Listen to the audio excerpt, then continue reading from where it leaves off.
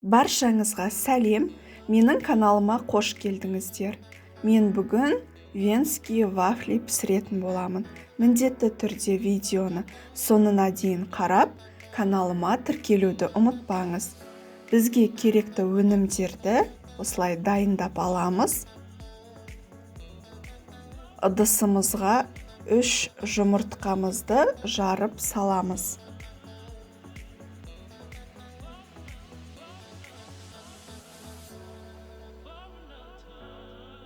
Үстінен қантымызды сеуіп, жақсылап тұрып миксерлейміз. Қантымыз еру керек.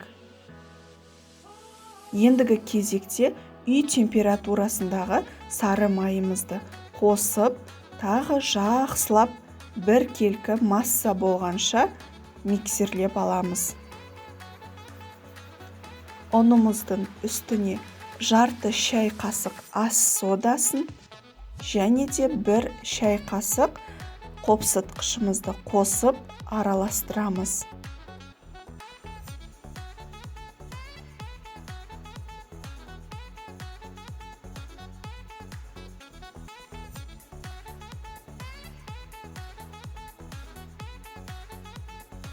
Дайын болған ұнымызды осылай 3 бөлікке бөліп, елегіштен өткізіп отырып, жақсылап тұрып, бір келкі масса болғанша осылай миксерлеп отырамыз.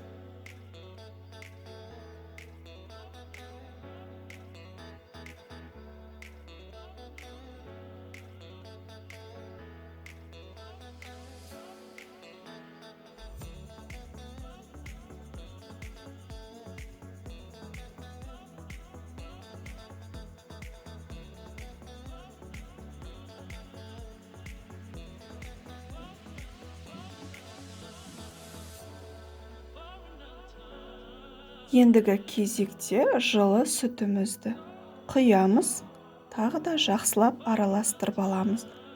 Міне осындай масса дайын болады бізде. Енді пісіруге кірісеміз. Вафельницамызды ыңғайлап қойып, қыздырып, 1-2 қасықтан салмамызды салып, 5-7 минут аралығында пісіріп аламыз.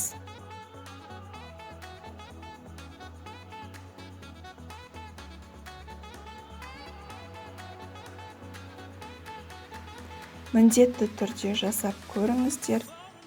Бір жасағаннан керемет болып шығатын вафли дәмі өте дәмді және жұмсақ болып шығады. Жасап, кішкентай бүлдіршіндеріңізді қуантыңыздар. Екінші кезегін салдым. Енді тағы 5-7 минут пісіріп аламын.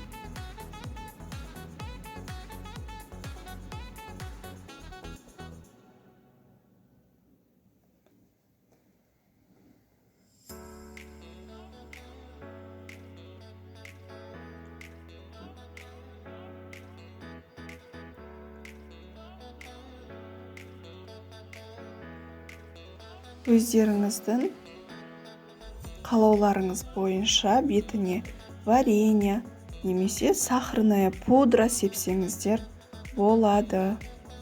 Мен варенье септім. Мінекей біздің венский вафлиіміз дайын болды. Өте жұмсақ болып шығады. Жасап көріңіздер міндетті түрде. Ас болсын.